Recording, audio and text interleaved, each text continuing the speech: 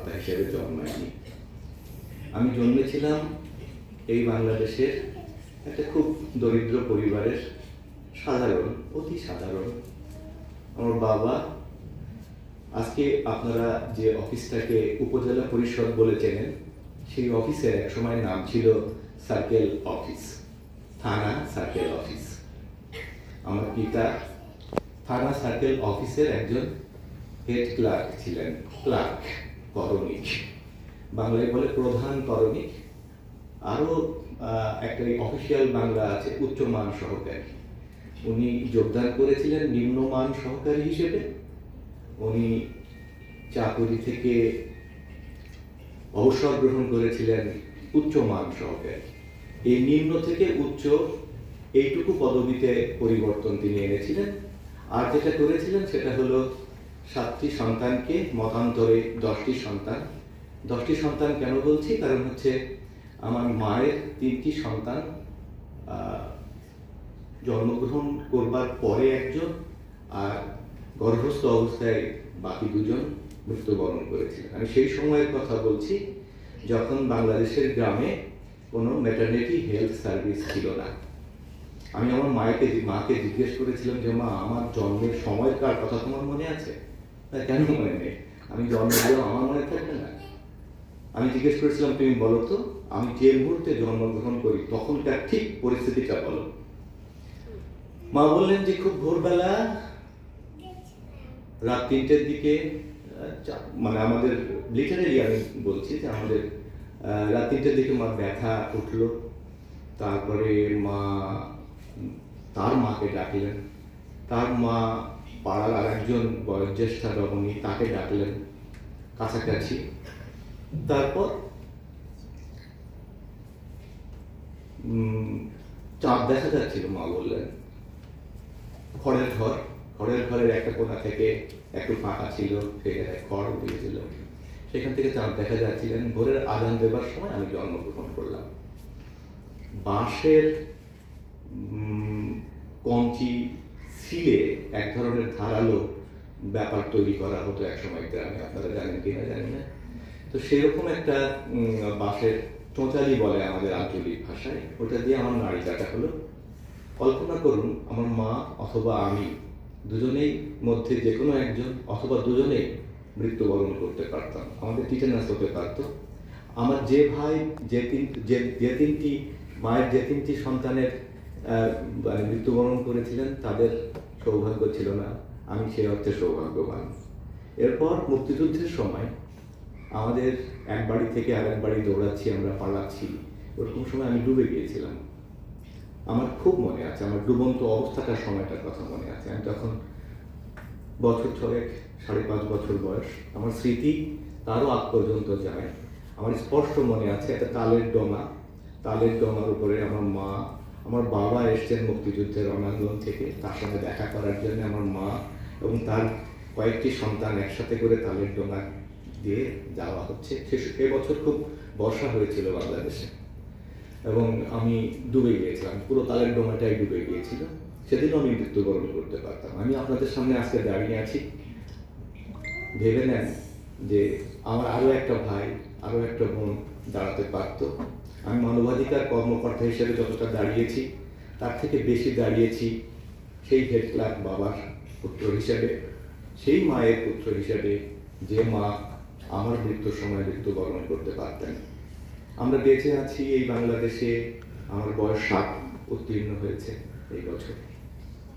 দীর্ঘ জীবন কাটালাম, অনেক পরিশ্রম করেছি এবং আমি বলছি আবারও যে খুব একটা দারিদ্র পীড়িত পরিবার থেকে আমার বেড়ে ওঠা। সুতরাং আজকের যে পরিচয়, এই পরিচয়টাকে আমি যতটা না গুরুত্ব দিই, আমার যে সংগ্রামের পরিচয়, যে বেড়ে ওঠার পরিচয়, যে টুকরো টুকরো আনন্দ আর বেদনার পরিচয়, যে পরাজয় এবং অপমানের পরিচয় আমার পেছনে ফিরে এসেছি, সেগুলোকেও আমি সমান মর্যাদা দিই।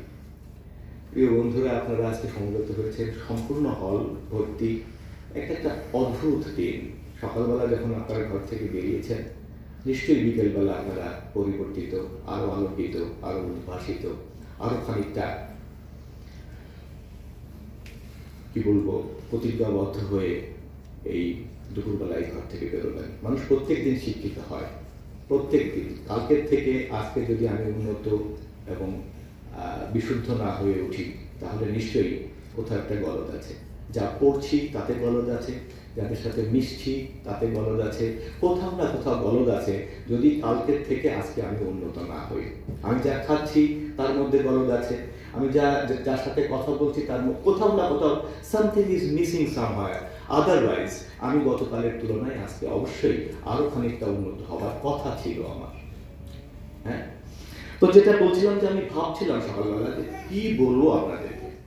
আমার একক বক্তৃতা বা একক আলোচনা বলবার কথা তো অনেক, যত দিন বাড়ে তত গল্প বাড়ে, আর জীবনের ট্র্যাজেডি হচ্ছে যত গল্প বাড়ে তত গল্প শোনার মানুষ কমে যায়। এখন আপনারা তো আজকে এসেছেন, কি গল্প করবো আপনাদের সাথে। একবার ভাবলাম কাল রাতে চ্যাটজিপিটিকে জিজ্ঞেস করলাম যে আচ্ছা কিছু ছেলে মেয়ের সাথে কথা বলতে হবে আমার ঘন্টাখানে, কি কি বলা যায়।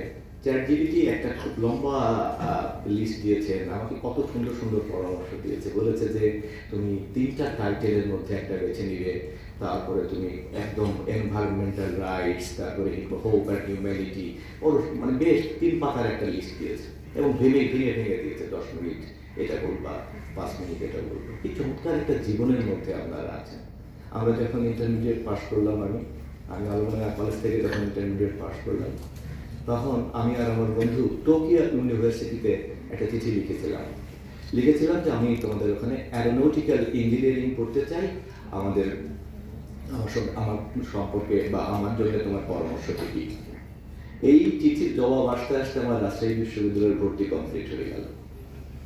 তার মানে ভাবেন, এখন আপনি যখন একটা ইমেল করেন, যদি টাইম ডিফারেন্সটা কনভিনিয়েন্ট হয়, তাহলে ইমেল করার পর আপনি যদি রাত 12টায় করেন, আর এটা যদি আমেরিকায় করেন, তখন রাত বেলা 12টা, তিনি যদি জেগে থাকেন মানে কাজে থাকেন, তিনি সঙ্গে সঙ্গে জবাব দেবেন আপনাকে, এবং আপনি 10 মিনিটের মধ্যে আপনার রেজাল্ট পেয়ে যাবেন। এই প্রযুক্তির, যেটা কালাম ভাই বলছিলেন, প্রযুক্তির সুবিধার মধ্যে আপনারা এখন আছেন, কিন্তু আমরা ছিলাম অসুবিধার মধ্যে।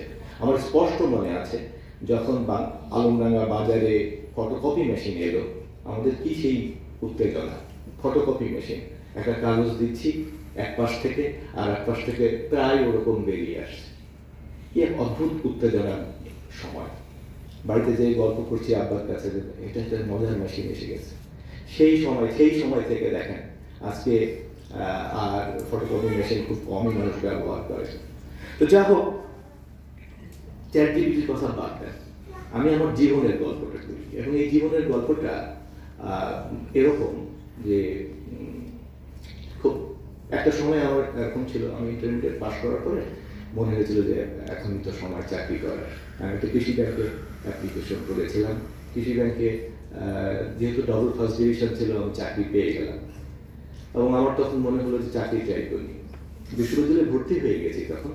তো আমার একজন প্রফেসর ছিলেন, তাকে চিঠি লিখলাম আমি আর যাবো না, যেহেতু আপনি আমার উপরে অনেক আশা টাশা করেছিলেন, বাট আমার এখানে গ্রাউন্ড ডিম্যান্ড অনেক বেশি, আমাকে এখন চাকরি করতে হবে, বাবা মা আত্মীয় স্বজন অনেকেই আশা করে আছে। আমার পূর্বপুরুষদের মধ্যে প্রথম ম্যাট্রিকুলেট আমার পিতা। প্রথম ম্যাট্রিকুলেট তো বোঝেন, এসএসসি পাস। আর তারপরে প্রথম বিশ্ববিদ্যালয়ে পড়া মানুষকে আমি। তো সুতরাং ওই সময় আমার আব্বা বললেন যে না তুমি বিশ্ববিদ্যালয়ে যাও, আমার টিচারও বললেন যে না তুমি বিশ্ববিদ্যালয়ে আসো। তারপরে শুরু হলো আমার বিশ্ববিদ্যালয়ে লেখাপড়া। বড় বড় বিল্ডিং, অনেক কিছুই বুঝি না। একটা জিনিস খুব ভালো লাগতো, সেটা হলো লাইব্রেরিটা। আমি লাইব্রেরিতে যেতাম এবং আমি প্রচুর বই পড়তাম সেই সময়। এই বিশ্ববিদ্যালয়ে ভর্তি হয়ে আমার এইটা একটা বড় সুবিধা হচ্ছে, ক্লাসরুম থেকে যা শিখি ক্লাসরুমের বাইরে তার থেকে বেশি শিখেছি।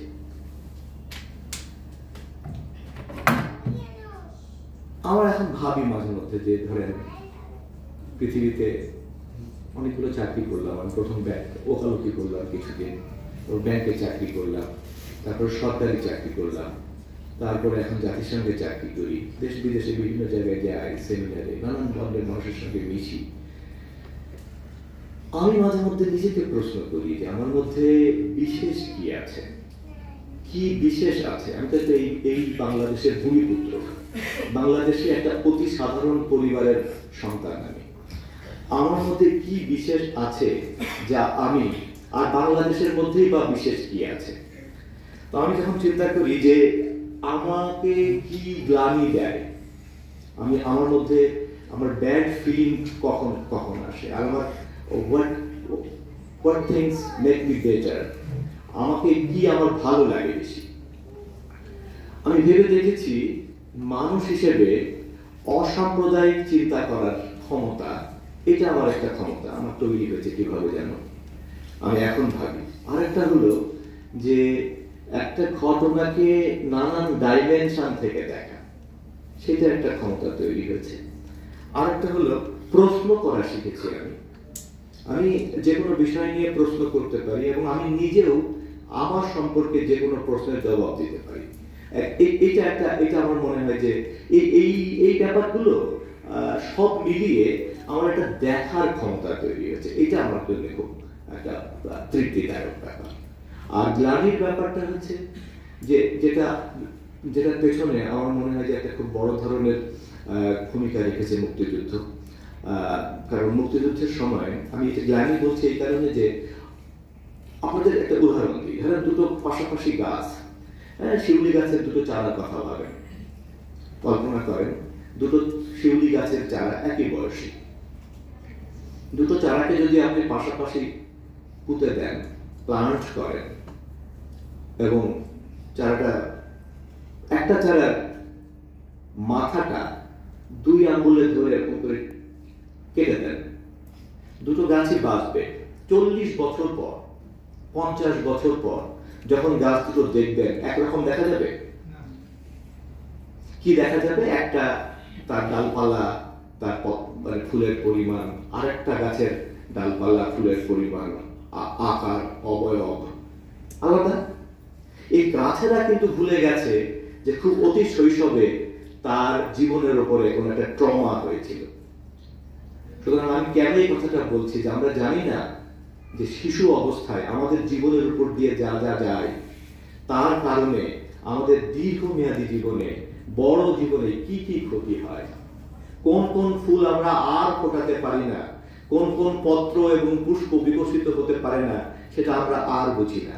সুতরাং আমাদের শৈশব, আমার শৈশবে মুক্তিযুদ্ধ গেছে, ফলে ওই মুক্তিযুদ্ধের সময় বাবা ছিলেন দূরে, মা আমাদেরকে নিয়ে, অনেকগুলো ভাই বোনকে নিয়ে বাড়ি সে বাড়ি দৌড়াচ্ছেন। ওই সময় যে যে বিকাশের মধ্যে আমি তো সেই অর্থে মুক্তিযুদ্ধের যুদ্ধ শিশু এক ধরনের, মানে আমার প্রজন্মে, কালাম ভাই এখানে আছেন, হয়তো আমরা এই দুজন ছাড়া আপনারা কেউই মুক্তিযুদ্ধের চাক্ষুষ অভিজ্ঞতা আপনাদের। তো এরকম ব্যাপারগুলো আমার মনে হয় যে কোথাও যে ঘাটতিগুলো আমার আছে সেই ঘাটতিগুলোর জন্য, তারপরে ওইটা একটা ব্যাপার। আরেকটা হচ্ছে শিক্ষা, আমরা যেভাবে শিক্ষিত হয়ে উঠেছি, যে একাডেমিক কারিকুলা আমরা পড়াশোনা করেছি, সেই কারিকুলাগুলো কিন্তু খুব বৈশ্বিক ছিল না, খুব ওয়ার্ল্ড স্ট্যান্ডার্ড ছিল না, যেটা আমি পরবর্তীতে, এখন আমি চাকরি করি ধরেন যে অফিসে, সেই অফিসে আমার সাথে চাকরি যারা করেন তারা অক্সফোর্ড থেকে পাশ করেছেন, কেমব্রিজ থেকে পাশ করেছেন, তাদের সাথে যখন আমি কাজ করি তখন আমি বুঝি যে কত কত জায়গায় আমার সমস্যা হয়ে গেছে। যেমন একটা সমস্যা হচ্ছে ধরেন আমরা জোরে কথা বলি, আমাদের ভুলে যাই যে লিফটের মধ্যে যে আরো দুজন আছে, আমি ফোনে কথা বলছি কিংবা ডাক্তারের চেম্বারে গেছেন, এই যে ডিসেন্সি, এই যে মানে এই কি বলবো ওটাকে, সিভিলিটি, এই সিভিলিটি, সেন্স অফ সিভিলিটিটা আমাদের মধ্যে কম আছে, অজান্তেই কম আছে। সেটা কেন আছে? ওই পরিবেশের মধ্যে আমরা বেড়ে উঠেছিলাম।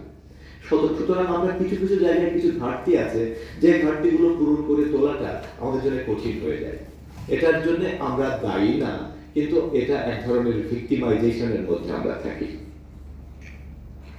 বন্ধুরা, আপনারা যারা লেখাপড়া করছেন, এই জীবনটা কাটাচ্ছেন, সবচেয়ে জীবনের বিশ্ববিদ্যালয় থেকে যারা আসছেন, রাজশাহী বিশ্ববিদ্যালয় থেকে এসছেন, আপনাদের দৈনন্দিন জীবন, আমার এখন মাঝে মাঝে মনে হয় আমি শরীফা ছাত্রাবাসে থাকতাম এক সময়, মেহেরচণ্ডী ইউনিভার্সিটি, মানে মেহেরচণ্ডী গ্রামে, স্টেশনের উল্টো দিকে। আমার রাত্রে আমি ওই একদিন মাঝখানে এসে ওই মেসটাতে গেছিলাম এবং আই ক্যান নট বিলিভ যে আমি এর মধ্যে একসময় ছিলাম। মানে সত্যি এটা কষ্ট, মানে তাও তো, অথচ ওই সময়টাই আমার কাছে আমার জীবনের সবচেয়ে মূল্যবান। আপনাদের যে কথাটা বলছিলাম প্রথমে, যে দেখার এই নানান ঘাত প্রতিঘাতের ভেতর দিয়ে হয়ে উঠলে একটা একটা একটা জীবন তৈরি হয়, যে জীবন খানিকটা মানে টেম্পারামেন্ট। এবং বাংলাদেশের মানুষের এই টেম্পারামেন্টটা সারা বিশ্বে কিন্তু খুব বেশি, খুব মানে প্রেজন্টি একটা ব্যাপার। কিরকম টেম্পারামেন্ট দেখেন, আমাদের ওই সুকান্তের একটা কবিতায় আছে, মারিও মরক মন্মন্ত ঘন ঘন বন্যায়, জ্বলে পুড়ে মরে ছাড় খাক তবু মাথা নোয়াবার না। এই যে আমরা প্রত্যেক বছর আমাদের ঝড় হয়, বন্যা হয়, ন্যাচারাল ক্যালামিটি হয়, আমরা খুব একটা ন্যাচারাল ক্যালামিটি প্রবণ দেশের ভৌগোলিক কারণে, কিন্তু আবার দেখেন আমরা আবার মানে শক্ত হয়ে দাঁড়াই। রাষ্ট্রের কাছ থেকে সুযোগ নেবার আগেই আমাদের নিজেদের মধ্যে ঘুরে দাঁড়াবার একটা প্রত্যয় তৈরি হয়। এইটা একটা খুব একটা রেজিলিয়েন্স, এই রেজিলিয়েন্সটা আমাদের জন্য, আমাদের বাঙালির জন্য খুব মানে বলবো যে একটা উপযুক্ত অবস্থা আমাদেরকে তৈরি করে দিয়েছে। এই রেজিলিয়েন্সটা আমি পৃথিবীর বিভিন্ন জায়গায় গেছি, আমি দেখছি তাদের মধ্যে রেজিলিয়েন্সটা নেই, আমাদের মধ্যে যেটা আছে। আপনাদের একটা গল্প বলি, গল্পটা প্রায় আমি বলি বিভিন্ন বন্ধুদের সঙ্গে। এটাকে বলা হয় যে মানে অন্ধের হস্তি দর্শন সম্পর্কে আপনাদের কোনো ধারণা আছে? ধরেন একজন অন্ধকে, 5 জন অন্ধকে যদি আপনি হাতি দেখতে নিয়ে যান, তো তারা হাতির, ধরেন কেউ একজন হাতির পায়ে হাত দিল, তাকে যদি আপনি জিজ্ঞেস করেন হাতি কেমন, সে বলবে হাতি হচ্ছে একটা পিলারের মতো বা এরকম। হ্যাঁ, কেউ একজন হাতির কানে হাত দিল, সে বলবে হাতি হচ্ছে কুলার মতো। কেউ একজন হাতির লেজে হাত দিল, সে বলবে হাতি হচ্ছে ঝাড়ুর মতো। হ্যাঁ, কেউ একজন হাতির দাঁতে হাত দিল, সে বলবে হাতি হচ্ছে মূলার মতো, মূলা। বস্তুত হাতিটা কেমন? আমাদের এই জীবনটাকেও কিন্তু আমি ওইভাবে দেখি। বস্তুত জীবন এক রকমের, কিন্তু আমরা নানানভাবে আমাদের দৃষ্টির সীমাবদ্ধতার কারণে, আমরা সীমাবদ্ধ দৃষ্টিশক্তির কারণে এই জীবনকে, এই পৃথিবীকে, এই দেশকে আমরা সেইভাবে দেখি। এই দেশটাই ধরেন, আপনি দেখবেন যে গরিবের এক রকমের দেশ, ধনীরা এক রকমের দেশ, তাই না? যদি আপনি ধনীর দৃষ্টিতে জীবনকে দেখেন, বাংলাদেশকে দেখেন, দেশটা খারাপ না, ভালো, চমৎকার। গুলশানে যে থাকে, সে গাড়িতে চড়ছে, তার তো তেমন কোনো অসুবিধা নেই। কিন্তু আপনি যদি আবার সাতক্ষীরার আশাশুনির, শ্যামনগরের, সুন্দরবনের পাশের একটা গ্রামের মানুষকে দেখেন, সেইখানে দেখবেন যে তাদের জীবনটা বা তাদের দেশটা অন্যরকম। তাহলে আমার মনে হয় কি জানেন, আপনাদের প্রতি আমার একটা অনুরোধ থাকবে, যে এই যে মাল্টি ডাইমেনশনাল দৃষ্টিভঙ্গি, পুরো হাতিটাকে দেখা, এই পুরো হাতিটাকে দেখা শেখাটা, এটা আমাদের জন্য খুব জরুরি একটা ব্যাপার। একটা কথা, আজকে এই 24শে অক্টোবর, আজকে একটা এই বিশেষ দিন, বলেন তো কেন? বলেন, কে বললেন? জোরে বলেন। জাতিসংঘ, হ্যাঁ, ইউনাইটেড নেশনস এর চার্টার আজকের দিনে অ্যাডপ্ট করা হয়েছিল। তাহলে একটা বিশেষ দিন এই পৃথিবীর জন্য আজকে 24শে অক্টোবর ইউএন ডে বলে আমরা বিবেচনা করি। এই যে ইউএন ডে, আজকে থেকে ধরেন 1945-এ 80 বছর আগে ইউএন তৈরি হয়েছিল কেন? আজকে একটা বিশেষ দিনে আমরা এখানে সমবেত হয়েছি। এটা একটা খুব মানে আমরা কিন্তু একটা পৃথিবীর সন্তান হিসেবে এই পৃথিবীতে আছি। আপনাদেরকে শুধু এই একটা অনুরোধ আমি করবো, যে আপনারা ডোন্ট থিঙ্ক মানে ইন এ কনফাইন্ড সার্কেল, জীবনটাকে আরেকটু গ্লোবালি যদি দেখতে। এটাই হচ্ছে আমাদের শিক্ষা ব্যবস্থার সবচেয়ে বড় দুর্বলতা, যে আমাদের বাংলাদেশের ছাত্রছাত্রীরা নিজেকে একেবারেই খুব ছোট, মানে খুব সীমিত সীমাবদ্ধতার মধ্য দিয়ে দেখে, তারা গ্লোবাল সিটিজেন হিসেবে, বিশ্বের নাগরিক হিসেবে নিজেকে দেখে উঠতে পারে না, এই নিজেকে ওই ব্যাপারটাই তৈরি হয় না। সেটার জন্য অবশ্য অনেক কর্পোরেট ওয়ার্ল্ডের মানে অনেক আছে, কারণও আছে। আজকে যদি আপনাকে বলি যে ধরেন রাজশাহী বিশ্ববিদ্যালয় থেকে যারা এসছেন, আমি যদি তাদের প্রশ্ন করি যে আপনাদের জীবনের স্বপ্ন কি, কিংবা সিটি কলেজ থেকে এসছেন, স্বপ্ন কি হতে চান আপনারা, সবাই বলবেন আমার মনে হয় এরকম যে বিসিএস দেব, তারপরে পাস করব, তারপরে একটা বিয়ে করব, তারপরে অফিস যাব, বউ আমার টাই বেঁধে দেবে, তারপর অফিস থেকে ফিরবো, বউ দরজা খুলবে, একদম পাট ভাঙা শাড়ি পরে তাড়াতাড়ি করে আমার জন্য এক কাপ চা নিয়ে আসবে। মানে এইটাই আমাদের স্বপ্নটা, তো প্রায় এরকমই। আবার অন দি আদার সাইড মেয়েরা এরকম স্বপ্ন হয়তো দেখেন যে এরকম, আজকের মেয়েরা একটা চাকরির স্বপ্ন দেখেন, আগেকার দিনের মেয়েরা তো চাকরির স্বপ্ন দেখতেন না। স্বপ্নটা এইটুকুই, আপনি দেখবেন যে আপনি যা চান জীবনে তা পাবেন। সত্যি আমরা যা চাই তাই পাই, আমরা এর বেশি চাইও নাই, আমরা কিন্তু এর বেশি চাইনি। আপনি ভেবে দেখেন তো, আপনার মধ্যে আমার মধ্যে যে ক্ষমতা আছে, সেই ক্ষমতার সর্বোচ্চ ব্যবহার কি আমরা করি? আমরা যদি আমাদের ক্ষমতার সর্বোচ্চ ব্যবহার করতে পারতাম, তাহলে এখনো সময় আছে, এই মুহূর্তেই সময় আছে।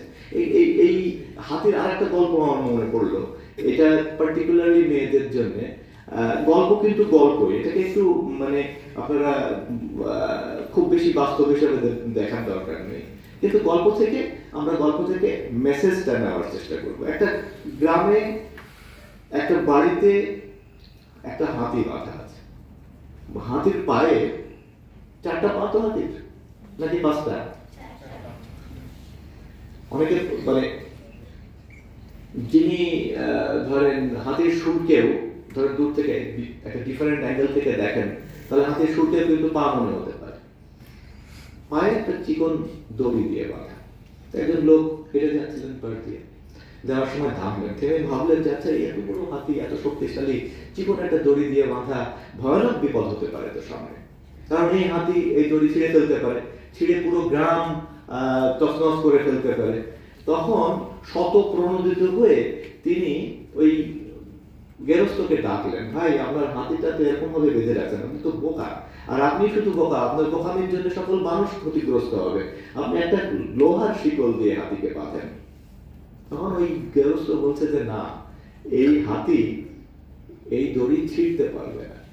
বলেন কি, এত শক্তিশালী হাতি ছিঁড়বে না কেন, ছিঁড়তে পারবেনই বা কেন, তান্ত্রিক তো ছিঁড়ে যাবে। বললো যে না, এটা না, উনি যখন ওই হাতিটা যখন ছোট বাচ্চা ছিল, ওই তখন থেকেই ওর পায়ে এই চিকন দড়িটা বাঁধা। বলেন তো কেন এখন ছিঁড়তে পারছে না? বলেন, আত্মবিশ্বাসের জন্য। আর কে বলবেন কেন ছিঁড়তে পারছে না? আত্মবিশ্বাস। দড়ি ছেড়ার বিদ্যাটা বা দড়ি ছেড়ার ক্ষমতাটা, তার যে ক্ষমতা আছে, ছোটবেলায় সে যখন দড়িটা টান দিয়েছিল, কয়েকবার যে সে চেষ্টা করেনি তা কিন্তু না, কিন্তু তখন যেহেতু তার ছোট শক্তি ছিল, অল্প শক্তি ছিল, সে পেরে ওঠে নাই, পায়ে ব্যথা পেয়েছে, এই বিদ্যাটাই সে ভুলে গেছে, সে এই জ্ঞানটা বা এই বিশ্বাসটাই তার আর নাই। উনি যেটা বললেন, এই বিশ্বাসটা তার থেকে চলে, এর মধ্যে তার অনেক শক্তি বেড়েছে, কিন্তু এই বিশ্বাসটা চলে গেছে, ফলে সে আর যাচ্ছে না। এই যে দড়ি, এই দড়িটা দেখা যাচ্ছে, আমাদের পায়ে কিন্তু অনেক দড়ি বাঁধা আছে যা আমরা দেখতে পাই না। এটা কি বিশ্বাস করেন? আমার আপনার প্রত্যেকের পায়ে অসংখ্য দড়ি বাঁধা আছে, এবং এই ঘরে যে মেয়েরা আছেন তাদের পায়ে দড়ির সংখ্যা বেশি অন্যদের তুলনায়, মানে ছেলেদের তুলনায়। এবং সেটার কারণটা হচ্ছে, এটার জন্য তারা দায়ী না, সেটার কারণটা হচ্ছে এই পুরুষতান্ত্রিক সমাজ। পুরুষতান্ত্রিক সমাজ ব্যাপারটা তো বোঝেন, মানে কিভাবে বলবো, পুরুষতান্ত্রিক, আপনারা জেন্ডার নিয়ে তো পড়াশোনা করছেন, কারণ সোসিওলজি বা সোশ্যাল ওয়ার্কে পড়েছেন, জেন্ডার আর সেক্স সম্পর্কে ধারণা আছে, কয়েকজনের ধারণা আছে। আচ্ছা, এই পুরুষতান্ত্রিক সমাজ মেয়েদেরকে, যখন ধরেন একটা ছেলে একটা মেয়ে জন্মায় তখন কিন্তু তারা মানুষ হয়ে জন্মায়, তারপর সমাজ এদেরকে একটা সময় যে ছেলে আর মেয়ে বানায়। যখন মেয়ে হয়, মেয়ে করি আপনাকে আমি, তখন আমি বলি এভাবে চুল বাঁধবা, সন্ধ্যার সময় বেরোবা না, এভাবে কাপড় পরবা, ওর সাথে কথা বলবা না, এই একটা দড়ি পড়াতে থাকি আপনাকে। এই পড়তে পড়তে একটা সময় আপনার নিজেরই ধারণা তৈরি হয়ে যায়, এটা আমার দ্বারা হবে না। আর্মির চাকরি, না ওটা আমার না। পুলিশের চাকরি, না ওটা না। মাউন্টেনার হবো, না ওটা মেয়েদের হবে না। প্রাইমারি স্কুলের টিচার, ওইটা হতে পারে। ব্যাংক, ওইটা হতে পারে। মানে এই যে আপনি আপনাকে নিজেই লিমিট করে দিচ্ছেন। সিমন দা বোভায়ের নাম শুনেছেন তো নিশ্চয়ই আপনারা। সিমন দা বোভায়ার প্রথম সারির নারীবাদী। উনি বলেছিলেন যে কেউ নারী হয়ে জন্মায় না, নারী হয়ে ওঠে। সিমিলারলি কেউ পুরুষ হয়ে জন্মায় না, পুরুষ হয়ে ওঠে। মানে পুরুষ তৈরি করি আমরা আমাদের সন্তানকে পুরুষ তৈরি করি, নারী তৈরি করি। তো যেটা বলছিলাম যে এই ক্ষমতাটা আমাদের যে মূল ক্ষমতা মানুষ হিসেবে, এই যে আজকের আলোচনা মানবিক সংকটের উত্তরণে আমাদের করণীয়। সংকটগুলো কি? সংকটগুলো হচ্ছে ধরেন আমরা অসহিষ্ণু হয়ে পড়েছি, আমরা একে অপরকে আর সহ্য করতে পারছি না। আমরা নারীকে সহ্য করতে পারি না, আমরা বলি তুমি এরকম ভাবে না চললে তুমি খারাপ। আমরা পুরুষকে সহ্য করতে পারি না, কারণ আমরা সব পুরুষকেই মনে করি ধর্ষক, সব পুরুষকেই মনে করি এক একজন অশিক্ষিত বা বর্বর। আমরা এই যে আমাদের প্রি কন্ডিশনড মাইন্ডসেট দিয়ে আমরা বিচার করি, আমরা জাজমেন্টাল হয়ে উঠছি, ধীরে ধীরে অসহিষ্ণু হয়ে উঠছি। তাহলে এটা একটা সংকট যে আমরা we do not tolerate each আদার।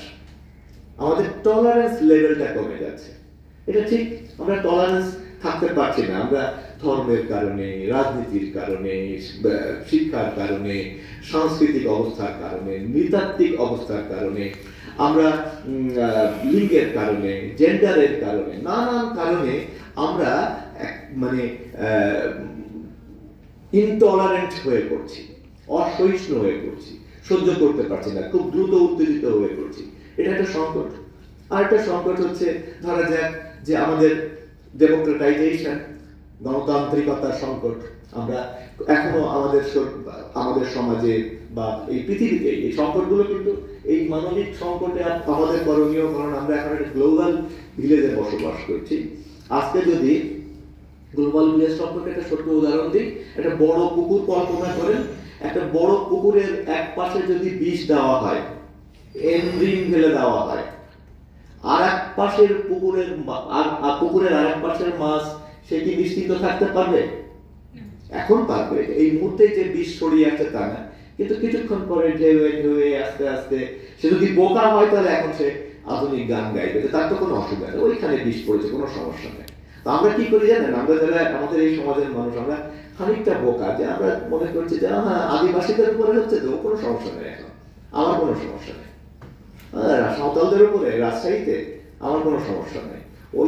এই যে আমি নিজেকে অ্যালুফ ভাবছি, আমি নিজেকে নিরাপদ ভাবছি, এই নিজেকে নিরাপদ ভাবার একটা ব্যাপার, এবং একই সাথে আমি অন্যকে সহ্য করতে পারছি না। এইখানে বড় সংকটের জায়গাটা হচ্ছে অন্যের বিশ্বাস আর আমার বিশ্বাস অবশ্যই আলাদা হবে। শোনেন, মানুষ প্রত্যেকেই আলাদা, একে বলা হয় এক মেয়ে বা দ্বিতীয়। মানুষ প্রত্যেকেই আলাদা, দুটো বোন জমজ, দেখা যাচ্ছে একজন ডিম পোস্ট খায় আর একজন ডিম সিদ্ধ খায়, পছন্দ করে, কি করবেন?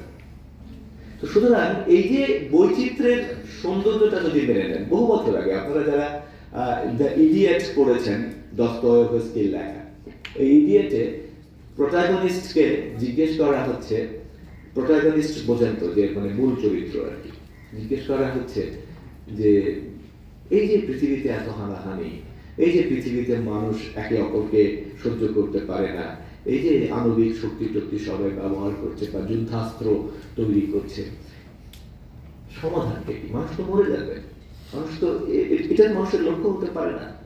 তখন উনি বলেছেন, beauty and the beauty of diversity can save the world.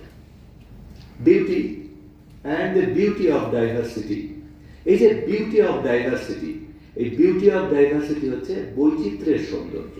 এই বৈচিত্র্যের সৌন্দর্য যদি আপনি মেনে নেন, আমি মেনে নিই, মানুষ মেনে নেয়, তাহলেই আমরা সহাবস্থান করতে পারবো, শান্তিতে থাকতে পারবো। কিরকম সৌন্দর্য! আপনি যখন কাঁঠাল গাছে, আমি আপনাদের সবাইকে যদি একটা কাঁঠাল গাছের নিচে নিয়ে যাই, না প্রথমে আমি আপনাকে ধরেন একটা কাগজ দিলাম, কাগজ দিয়ে বললাম কাঁঠাল আঁকেন, ড্র এ জ্যাকফ্রুট, কাঁঠাল আঁকেন। তো আপনি তো খুব সুন্দর কাঁঠালটা আঁকবেন, তাই না? এই যে কাঁঠালটা আঁকছেন, খুব ভালো করে খেয়াল করেন, ঠান্ডা মাথায় চিন্তা করেন, এই যে কাঁঠালটা আঁকছেন, এই কাঁঠালটা আছে আপনার মনের মধ্যে। আপনাকে একটা কাঁঠালের চিত্র, একটা কাঁঠালের অবয়ব বা আদর্শ কাঁঠাল আপনাকে দেওয়া হয়েছে। কে দিয়েছে? এর আগে যে কাঁঠালগুলো দেখেছেন সেটা ছবিতে দেখেছেন, অথবা বলা হয়েছে যে ভালো ছবি মানে হচ্ছে এরকম করে আঁকতে হবে, অথবা আপনার ড্রয়িং এর টিচার আপনাকে বলেছে যে এইটা এইভাবে আমের এইখানে একটুখানি বাঁকা হবে, এইখানে একটু গোলাপি হবে, এইখানে একটু লাল হবে, তারপরে আপনি 10-এ 10 পাবেন। ঠিক আছে না? এরকম করে ড্রয়িং ক্লাসে, তো ড্রয়িং ক্লাসের টিচারের মতো করেই তো আপনি কাঁঠাল আঁকবেন। যেহেতু আমি দিয়েছি আপনাকে, এখন এই মুহূর্তে যদি আমি দিই, তাহলে যেভাবে শিখেছেন সবচেয়ে সুন্দর কাঁঠাল আর সুন্দর আমটাই তো আঁকবেন।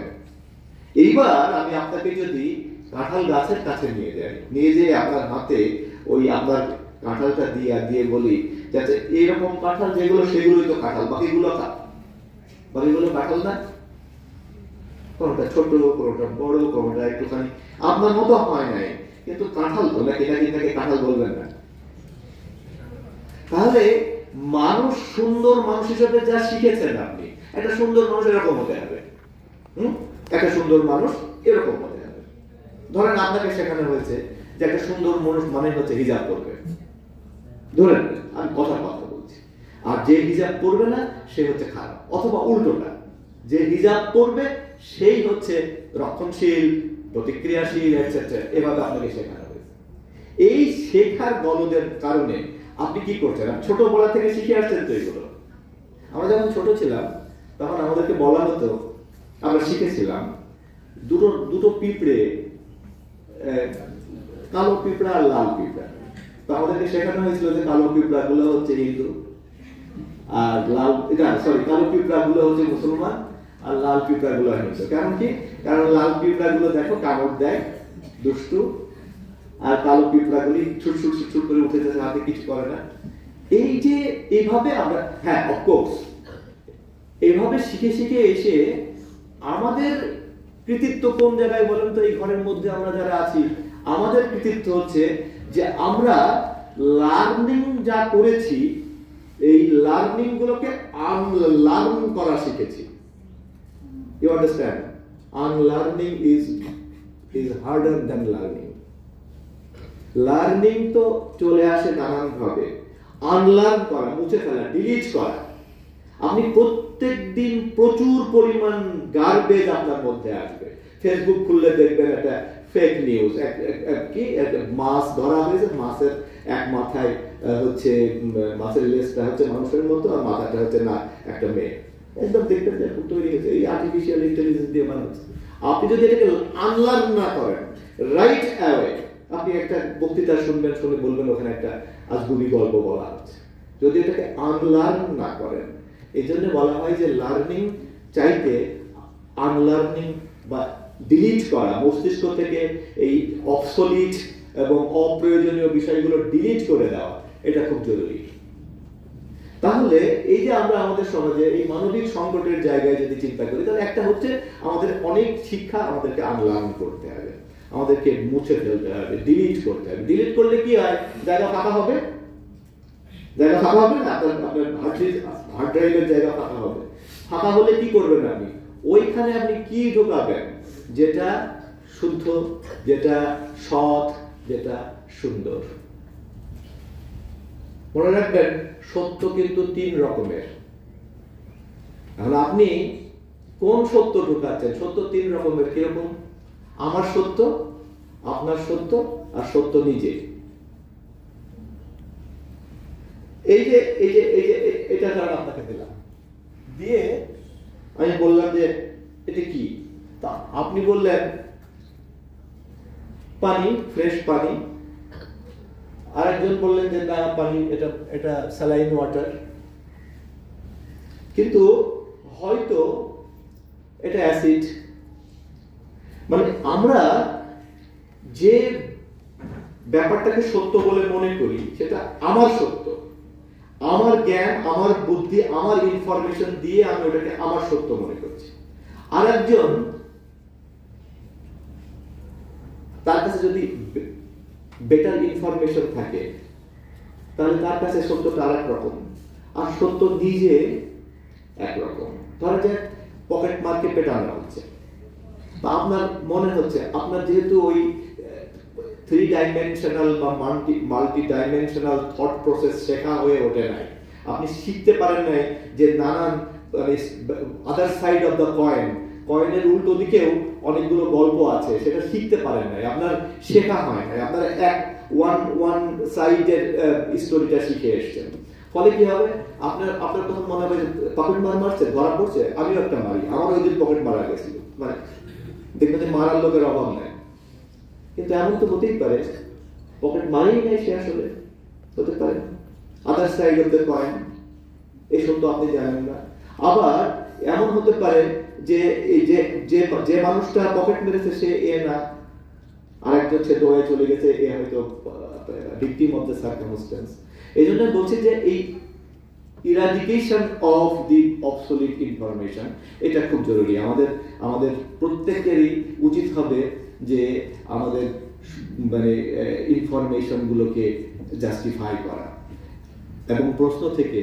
এই যে পৃথিবীতে আমরা বেড়ে উঠেছি, আপনার মাথার উপরে আলো জ্বলছে, একটা এয়ার কন্ডিশনিং চলছে, এগুলোর জন্য আপনি কোনোদিন একটা মিনিট ব্যয় করেছেন কিভাবে বৈদ্যুতিক বাল্ব তৈরি করা হয়? না, আমাদের এই ঘরের মধ্যে আমরা কি কোনোদিন এটার কাজ করেছি?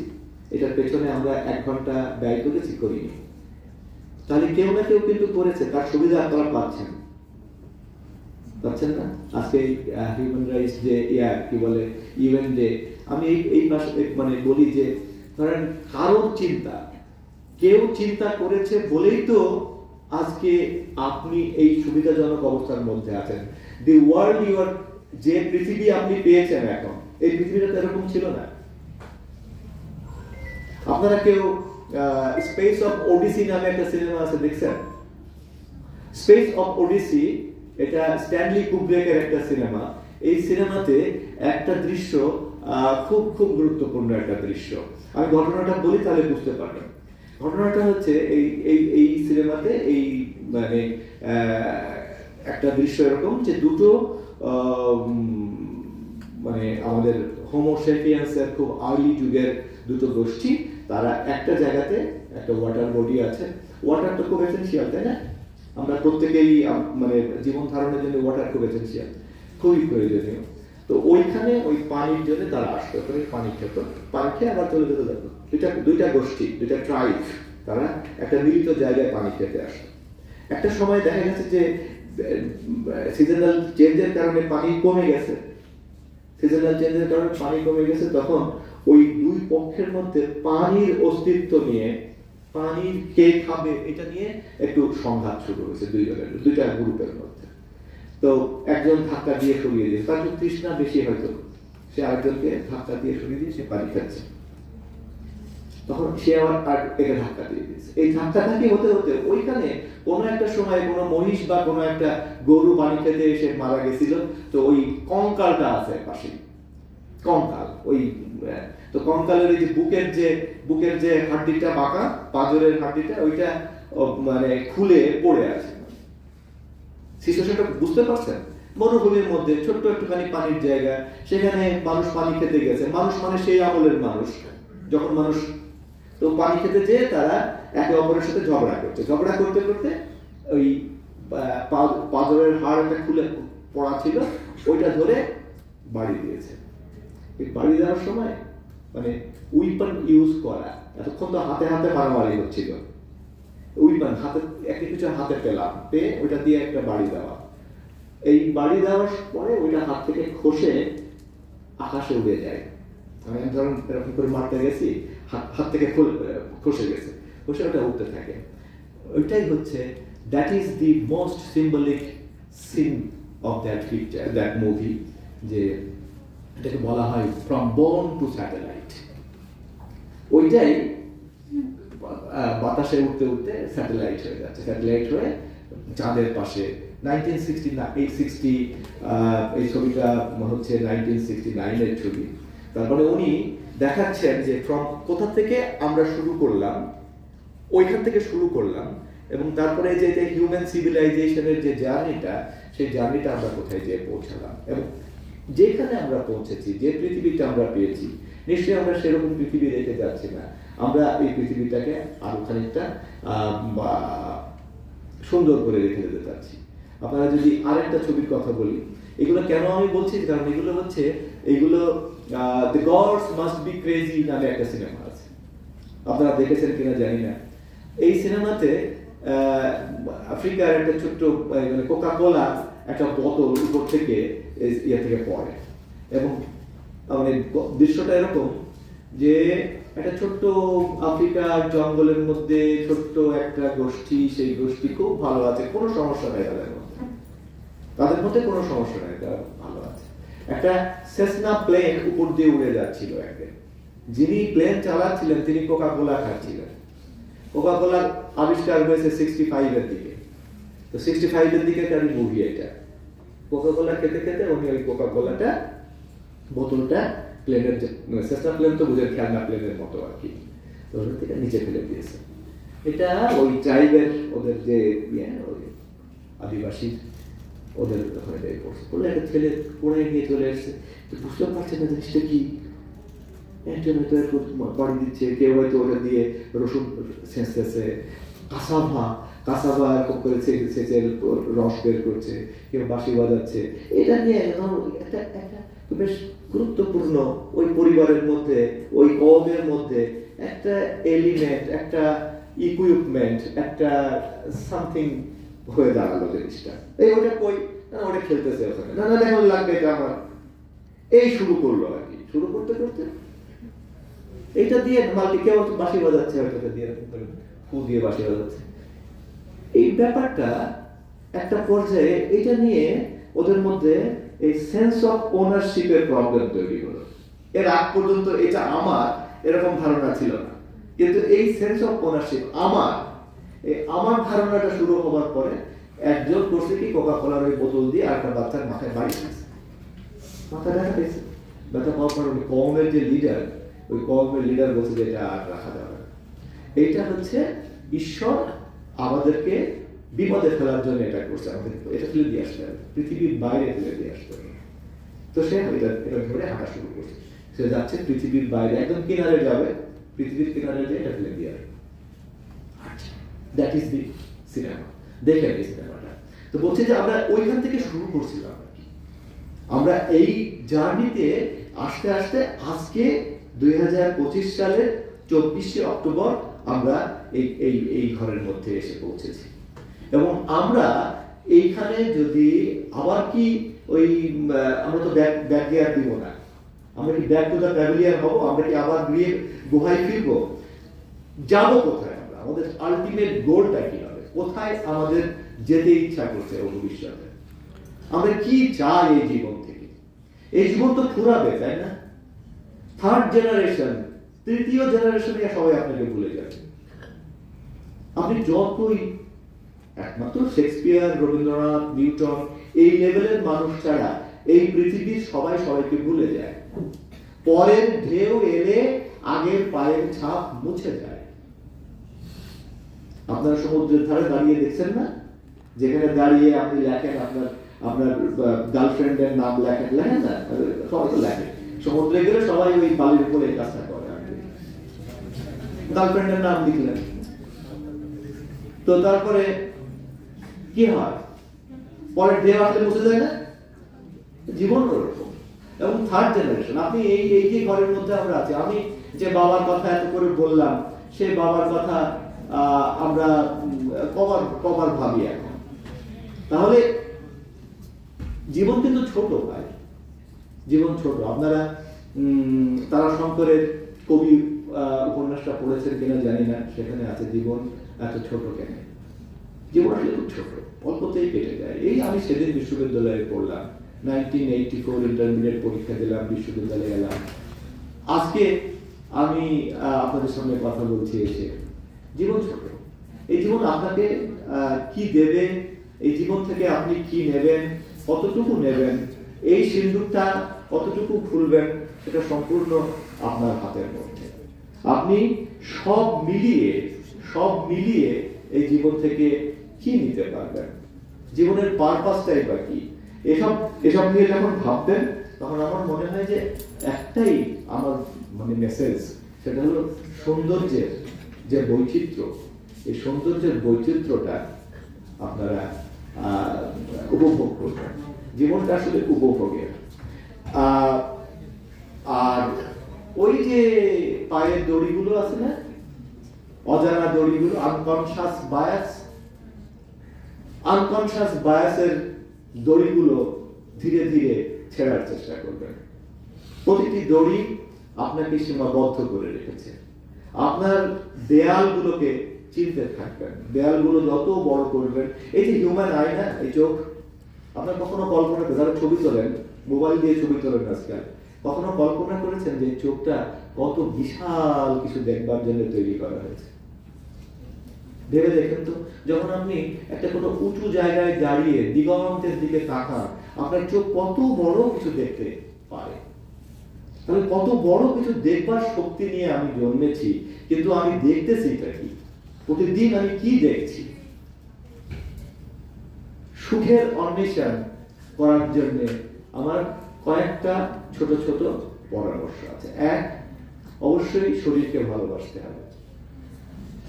শরীরকে ভালোবাসতে হবে। শরীর আপনার সঙ্গে থাকবে।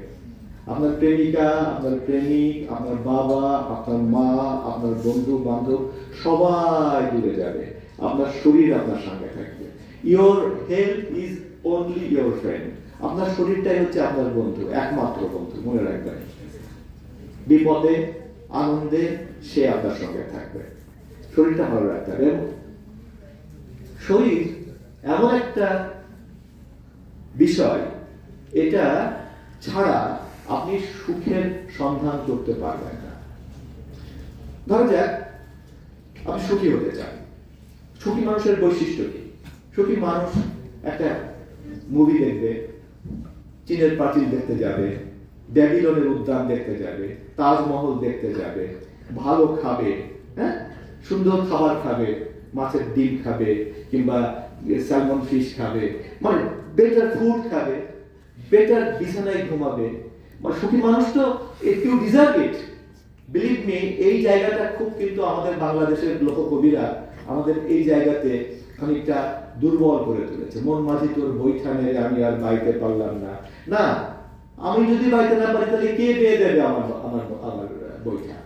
আমাকেই বাইতে হবে। এগুলো দরকার নাই, এই হতাশা আমাদের দরকার নাই। আমরা আমাদের জীবনটাকে চালাবো, আমাদের জীবনটাকে আমরা উপভোগ করব। It's a one time opportunity. এটাকে আমরা ব্যবহার করব। আমরা ব্যবহার করব প্রধানত আমার জন্য।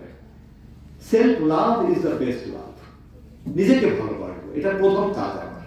নিজেকে আমি ভালোবাসবো। নিজেকে যদি ওই যে আপনারা কখনো প্লেনে উঠেছেন, দেখবেন বলে না যে অক্সিজেন মাস্ক প্রথমে আপনি নিজে পড়বেন, তারপরে ছেলেকে পড়াবেন, বলে না? কেন বলে বলেন? আরে বাবা, আপনি যদি নিজে প্রথমে না বেঁচে নেন তাহলে আপনার পুত্রকেও আপনি বাঁচাতে পারবেন না। তাহলে সেলফ লাভ হচ্ছে বেস্ট লাভ, নিজেকে ভালোবাসা।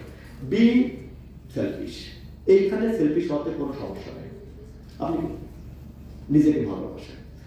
দেখবেন, ধরেন আমি আপনাকে একটা ছোট উদাহরণ দিই। আমাদের শরীরের মধ্যে 5টা রিসেপ্টর আছে।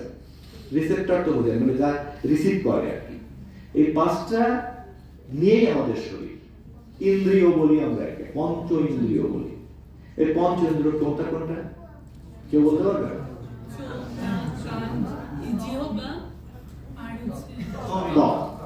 চক্ষু, কর্ণ, নাসিকা, জিহ্বা, ত্বক। দেখবেন এইটা আছে বলেই কিন্তু আমি মুভি দেখে আনন্দ পাচ্ছি। মানে চোখ মুভি দেখে আমি যে আনন্দটা পাচ্ছি সেটা কিন্তু আমার চোখ আর কান। এখানে জিহ্বার কোনো কাজ নাই। আপনি যখন চাঁদ দেখেন, আপনি যখন জ্যোৎস্না দেখেন, ভালো লাগছে আপনার? জ্যোৎস্না দেখতে ভালো লাগছে? তখন কি কানের কোনো কাজ আছে? জিহ্বার কোনো কাজ আছে? ত্বকের কোনো কাজ আছে? নাই। দুটো ইন্দ্রিয় কাজ করছে এখানে, ঠিক না? ভালো করে। আচ্ছা, যখন আপনি বেটোফেনের 7th কম্পোজিশন শুনছেন, কিংবা আল্লাহ রাখার তবলা, কিংবা রবি শঙ্করের সেতার শুনছেন, তখন আপনার কান কাজ করছে, জিহ্বার কোনো কাজ নেই, নাসিকার কোনো কাজ নেই। যখন আপনি গোলাপ ফুলটা শুনছেন, তখন শুধু গোলাপ, আপনার নাকের কাজ আছে, মানে আপনি সুখী হচ্ছেন। এইগুলোর থেকেই কিন্তু সুখ। এই পৃথিবীতে যত কিছু সুখ, সব সুখ শরীর নির্ভর। মানে খুব শুনতে মনে হয় শরীর, এটা খুব, শরীর তো খুব তুচ্ছ ব্যাপার, মন হচ্ছে আসল। কিন্তু আপনার মনটাকে তৈরি করে শরীর, শরীর রিসিভ করে বলেই কিন্তু মনটা তৈরি হয়। আপনার কান ভালো গান শোনে বলেই আপনার মন তৈরি হয়। মন কিন্তু একদিন, মানুষ মন নিয়ে জন্মায় না, রিমেম্বার, মানুষ মন নিয়ে জন্মায় না, মানুষের মন তৈরি হয়। যা আমি খাই, যা আমি পড়ি, যার সাথে গল্প করি, যা আমি পড়ি, পড়ি আর পড়ি দুটো আলাদা, পড়া আর পড়া। আমি আজকাল দেখি ছেলে মেয়েরা যখন লেখে, তখন এই র আর র এই দুটোতে খুব ভুল করে, কিংবা যাই, হ্যাঁ, সে ভাত খায়, বা এই যে প্রত্যয় দেওয়া, এটাতেও খুব ভুল হয়, মানে বোঝা যায় না।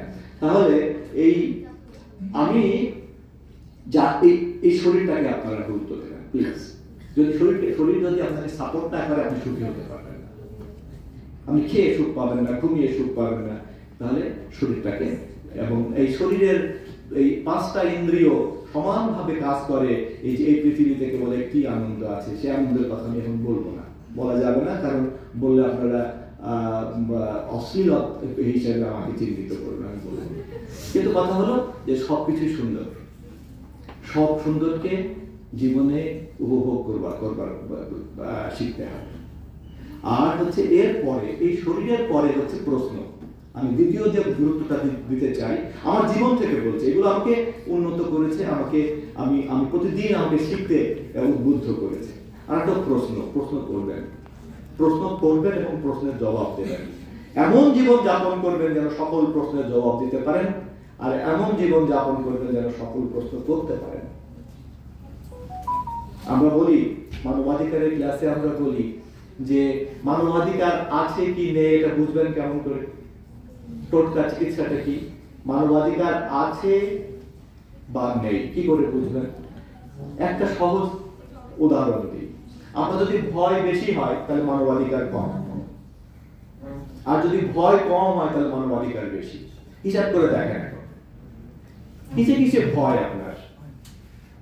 প্রশ্ন করতে ভয়, গান গাইতে ভয়, রাত 3টায় হাঁটতে ভয়, কিসে কিসে ভয়? দেখবেন যত ভয় বাড়বে জীবনে, তত আপনার মানবাধিকার কম, আর যত ভয় কমবে তত মানবাধিকার বেশি। হিসাব পরিষ্কার। এই ভয়হীন জীবনটা কাটাবার জন্য প্রশ্ন করা শিখতে হবে। আর প্রশ্ন করতে গেলে যে প্রবলেমটা আমাদের হয়, আমরা বলি হ্যাঁ এটা করা যাবে, এটা জিজ্ঞেস করো না ভাই। রবীন্দ্রনাথ বহু বছর আগে বলেছেন, দ্বার বন্ধ করে দিয়ে ভ্রমটারে রুখি, সত্য বলে আমি তবে কোথা দিয়ে ঢুকি। দ্বার বন্ধ করে দিয়ে ভ্রমটারে রুখি। আমরা মনে করি না এদিক দিয়ে অশ্লীলতা ঢুকে যাবে, এদিক দিয়ে অবিশ্বাস ঢুকে যাবে, এদিক দিয়ে অধর্ম ঢুকে যাবে, সব জানলা বন্ধ করে দাও। সব জানলা যখন আমরা একটা একটা করে বন্ধ করতে থাকি, তখন সত্য নিজেও আর আমাদের মধ্যে ঢুকতে পারে না, আমাদের জীবন অপচয় হয়ে যায়। কি প্রবল সম্ভাবনা নিয়ে, কি অমিত সম্ভাবনা নিয়ে একজন মানব সন্তানের পৃথিবীতে জন্মগ্রহণ করে, আর কি অপচয় তার জীবনটা। সে দেখতে শেখে না, সে পড়তে শেখে না, সে গাইতে শেখে না, সে সমস্ত জায়গায় তার পায়ে বন্ধন, ওই অদৃশ্য শিকলের বন্ধন, ওই আনকনশাস বায়াস, ওই অশিক্ষা, ওই প্রশ্নহীনতা, ওই আনুগত্যের সংস্কৃতি, এই সব বিনা প্রশ্নে মেনে নাও সবকিছু, এইভাবেই তার জীবনটাকে অপচয় হয়ে যায়। আমার পরামর্শ একজন সিনিয়র সিটিজেন হিসেবে জুনিয়র সিটিজেনদের কাছে, যে জীবনটাকে উপভোগ করতে গেলে আপনাকে প্রশ্নকে অ্যালাউ করতে হবে, এবং আপনাকে শরীরকে সম্মান দিতে হবে, শরীরের প্রতি গুরুত্ব দিতে হবে। নিজের শরীরকে ভালোবাসতে হবে। নিজের শরীর সম্পর্কে কোন রকম হীনম্মন্যতা থাকতে পারবে না। আমার গায়ের রং খারাপ, আমার চোখটা এরকম না, আমার চুলটা এরকম না, হয় না এরকম? এই ব্যাপারগুলো একদম একদম মুছে ফেলেন। You are beautiful, I am beautiful, আমি সুন্দর। নিজেকে বলবেন আমি সুন্দর। কেন? লবণ তো চেনেন না? লবণ, লবণের মতো তোমাকে ভালোবাসি, মনে আছে সেই গল্পটা? হ্যাঁ, লবণ থেকেই কিন্তু লাবণ্য, জানেন? লবণ থেকেই লাবণ্য। এই যে আমরা বলি চোখটা একেবারে পটল চেরা, সত্যি সত্যি পটল চিরে দেখেছেন? পটল চিরে দেখেছেন ওরকম চোখ হয়? হয় না। কিন্তু আমরা মানে শিখেছি এরকম ভাবে হলেই হয়তো ভালো হবে। কিন্তু আপনি দেখবেন ঠোঁট গুলো হচ্ছে একেবারে মানে এই যে কি আপনারা কালিদাস পড়েছেন না? কালিদাস যখন মেঘদূতমে যখন বলছে যে মেঘ তুমি ঘটনা জানেন তো কি ঘটেছিল?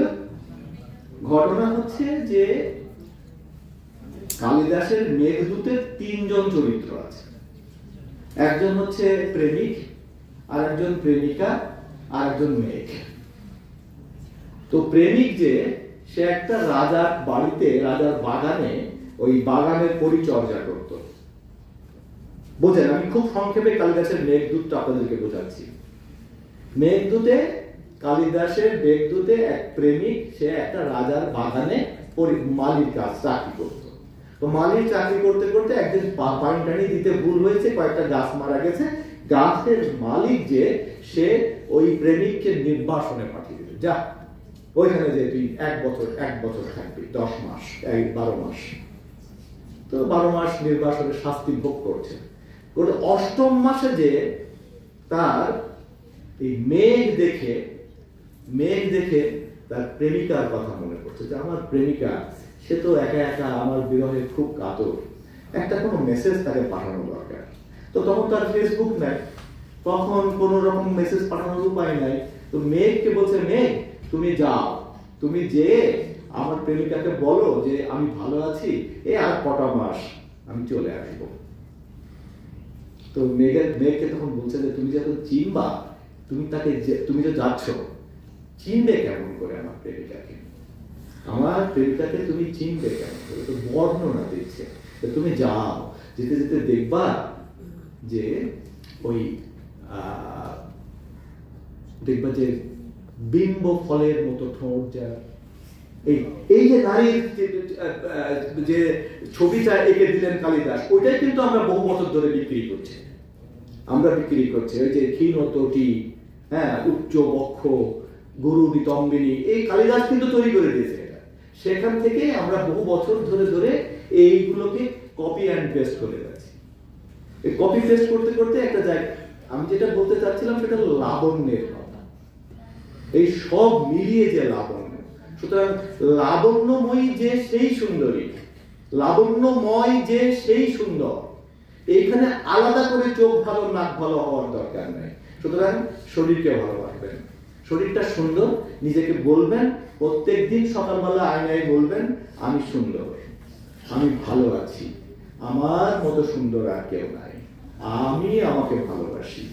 প্রতিদিন ঘুমাবার সময় বলবেন যে আমি আজকে একটা খুব ভালো দিন কাটিয়েছি, আমি দুটো কলার খোসা তুলে ডাস্টবিনে ফেলেছি, একটা পথ কুকুরকে আমি একটা বিস্কিট খাইয়েছি, একজন বৃদ্ধ রমণী রাস্তা পার হতে পারছিলেন না, তাকে আমি রাস্তা পার করে দিয়েছি, আমি ভালো আছি। প্রতিদিন সকালে বলবেন যে আমি কৃতজ্ঞ, হে শরীর তোমাকে কৃতজ্ঞতা যে তুমি আমাকে জাগিয়েছো, হে নাক তোমাকে কৃতজ্ঞতা তুমি এখনো নিঃশ্বাস নিচ্ছ, হে চোখ তুমি খুলেই দেখছো আকাশ, খুলেই দেখছো বাতাস, এই কৃতজ্ঞতা জানাবেন। এটা হলো সকালের কাজ আর রাতের কাজ। শরীরকে ভালোবাসতে হবে। 2, প্রশ্ন করতে হবে। সকল জ্ঞানের উৎস, সকল বিজ্ঞানের উৎস, সকল উন্নয়নের উৎস হচ্ছে প্রশ্ন। প্রশ্ন থেকে তথ্য। উদাহরণ দিই, প্রশ্ন থেকে তথ্য। আপনি প্রশ্ন করলেন কাগজ কি দিয়ে তৈরি, প্রশ্ন এলো মাথায়, উত্তর আসলো, 10 রকমের উত্তর আসবে আপনার। ফারুককে জিজ্ঞেস করবেন, ফারুক বলবে কাগজ, অনেকটা কোথায় বাঁশের বাঁশ। আমি বলবো না, এটা বলে আম গাছ থেকে বানানো। 10 রকমের প্রশ্ন, এই 1 রকমের প্রশ্ন 10 রকমের উত্তর আসবে। এই কারণে বলা হয় কি জানেন, জগতে একটিও খারাপ প্রশ্ন নেই, কিন্তু জগতে অজস্র খারাপ উত্তর আছে। কোন প্রশ্নই খারাপ না। তাহলে যখন প্রশ্ন করবেন 10 রকমের উত্তর আসবে। এইবার আপনি এই 10 রকমের উত্তর থেকে আপনার বেছে নেবার পালা, আপনার জ্ঞান বুদ্ধি দিয়ে বেছে নেবেন। এই প্রশ্ন থেকে উত্তর, ইনফরমেশন থেকে আপনার নলেজ, আপনার নলেজ বাড়বে, নলেজ থেকে উইজডম। এই হচ্ছে জীবনের, এই হচ্ছে মানে জ্ঞানের লাইন। আমরা কিছু কিছু জিনিস তো একদম ভুলি না, ভুলি যেটা আমাদের, ধরেন অনেক কিছু আমরা ভুলে যাই না। আপনি ওই একটা বই পড়েছিলাম, খুব বিখ্যাত গোয়েন্দা গল্প, বলেন তো? হ্যাঁ, না ইংলিশ। আচ্ছা যাই হোক, ঘটনাটা বলি। ওখানে বলা হচ্ছে যে একটা মার্ডার কেস ইনভেস্টিগেশন করতে যে কেমিক্যাল রিঅ্যাকশন সম্পর্কে গোয়েন্দা তিনি কেমিক্যাল প্রফেসরের কাছ থেকে অনেক কিছু শুনে বুঝলেন আর কি। বুঝে বললেন যে yes, this is very good, but I will forget. কারণ আমার এইটুকুর জন্যই দরকার, কেমিস্ট্রির এই নলেজটা আমার এই কেসটা সলভ করার জন্য দরকার, আমার এটা আর মনে রাখার দরকার নাই। ভুলে গেলেন, বললেন যে আমি এটা ভুলে যাবো, দ্রুত আমি এটাকে মানে মগজে কোনো লোড দিব না। আমরা কোনটা ভুলি আর কোনটা ভুলি না বলেন, তবে যেটা গুরুত্বপূর্ণ মনে করি সেটা ভুলি না, আর যেটা অগুরুত্বপূর্ণ সেটা ভুলে যায়। আপনারা এখন তো ধরেন পাসওয়ার্ড মনে রাখি কেন? পাসওয়ার্ড কেন মনে রাখি? কারণ খুব গুরুত্বপূর্ণ। হ্যাঁ, বয়ফ্রেন্ডের ফোন নাম্বার কেন মনে রাখি? খুব গুরুত্বপূর্ণ। ওনার বাসার নাম্বারটা, এগুলো আমরা মনে রাখি আর কি, মানে এগুলো তো সেভ করি না। বয়ফ্রেন্ডের নাম্বার আমার সেভ করে না আজকালকার মেয়েরা, বলে যে না সেভ করলে তো, আর সেভ করলেও কিন্তু ওই দোকানদারের নামে সেভ করে, তাই না? মানে বাসার বিকাশের দোকান। আমাদের সময় খুব মজা ছিল। আমাদের সময় আমরা যারা প্রেম করতাম, মানে বিশেষ করে মেয়েরা আর কি, মেয়েরা বলতো যে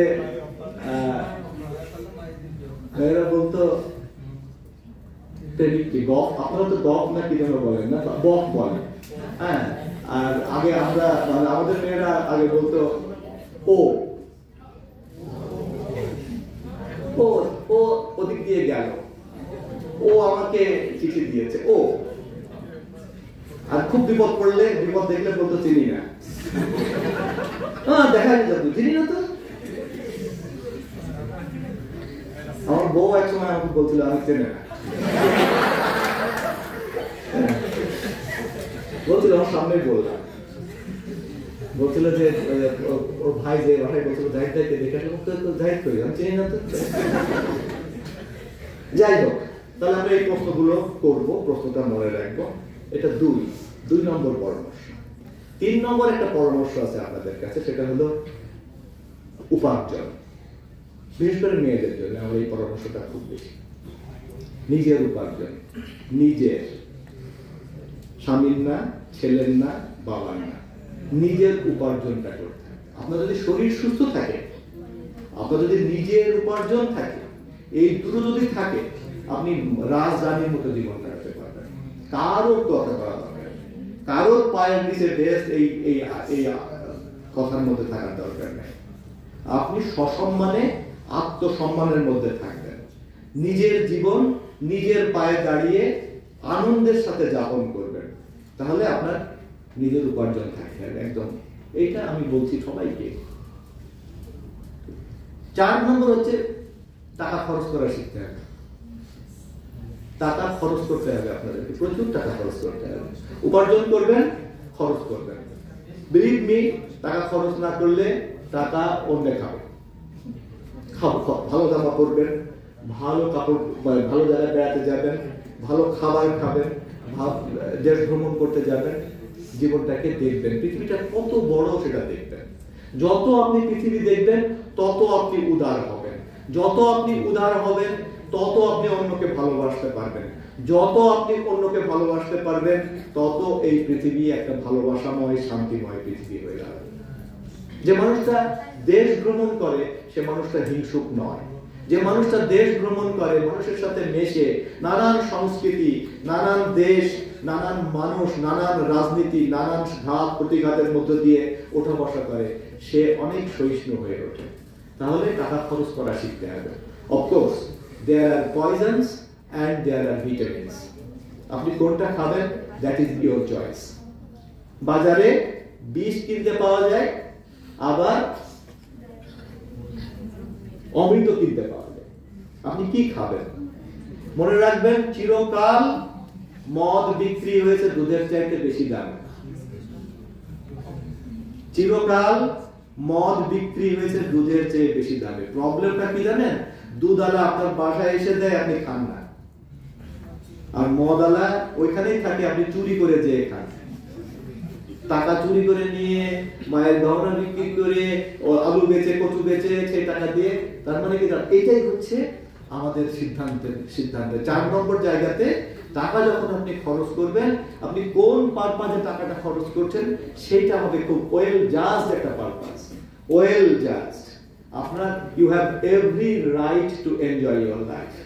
আপনার জীবনটাকে উপভোগ করবেন, আপনার নিজের উপার্জনের টাকা আপনি খরচ করবেন, কিন্তু সেটাতে আপনি বিষ খাচ্ছেন, চানাচুর খাচ্ছেন না, মানে কোনটা খাচ্ছেন সেটা হলো আপনার ব্যাপার, কি করছেন সেটা আপনার ব্যাপার। Better purpose, better test.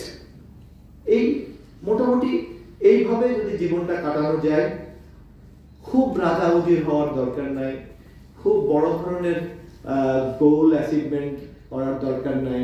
ওই নিকোলাই অস্ত্রোভস্কির একটা উপন্যাস পড়েছিলাম বহু বছর আগে, ইস্পাত নামে। সেখানে পাভেল নামে একজন নায়ক ছিলেন, তাকে জিজ্ঞেস করা হয়েছিল, সে বলছিল এই লাইফটাকে এনজয় করা, এটা একটা কথা বলছিলেন। আর একটা কথা হলো যে এনজয়মেন্টের মধ্য দিয়ে কিভাবে যেন আমি কল্যাণকর একটা কাজ করে যাচ্ছি। মানে এই যে একটা কালচার ডেভেলপ হচ্ছে। কালচারের বিষয়টা কিরকম জানেন? Very deeply rooted. কালচার এমন একটা জিনিস, কোথা থেকে কখন যে বেরিয়ে আসবে। একটা উদাহরণ দিই, ধরেন আপনারা এই ঘরের মধ্যে যারা আছেন, আমি সবাইকে বললাম যে অন্ধকার ঘর বা আলোময় ঘর, একা আপনি আছেন, আপনাকে 1 প্লেট ভাত দেওয়া হলো। কল্পনা করেন, একটু চোখ বন্ধ করে 30 সেকেন্ড ভাবেন। আমি আপনাদের একটা টাস্ক দিচ্ছি, কালচার কোথায় থাকে আমি বুঝাচ্ছি। আপনি ঘরের মধ্যে একা আছেন, আপনাকে 1 প্লেট ভাত দিলাম, দিয়ে বললাম যে আপনি ভাতের উপর পা দিয়ে দাঁড়াবেন। কেউ দেখবে না, আপনি দরজা বন্ধ করে দিয়ে, ইট ইজ ইয়োর টাস্ক। আপনি একা একা এটা করবেন। ভাতের উপর, ভাতের প্লেটের উপরে, 1 থালা ভাতের উপরে এরকম করে পা দিবেন, পা দিয়ে দাঁড়াবেন। পারবেন?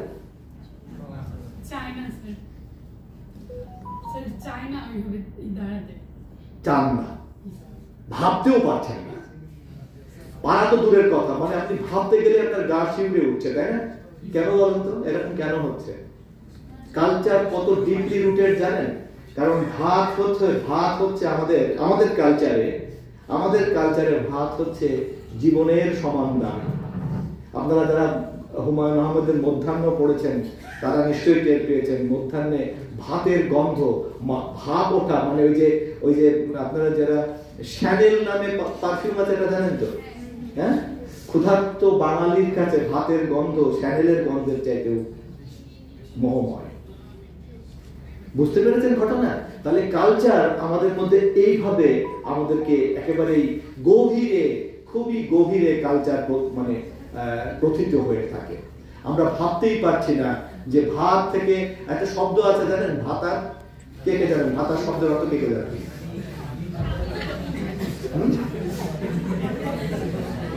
কেন এসে বলেন তো শব্দটা? হ্যাঁ,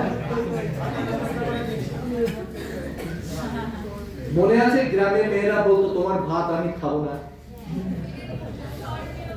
হ্যাঁ,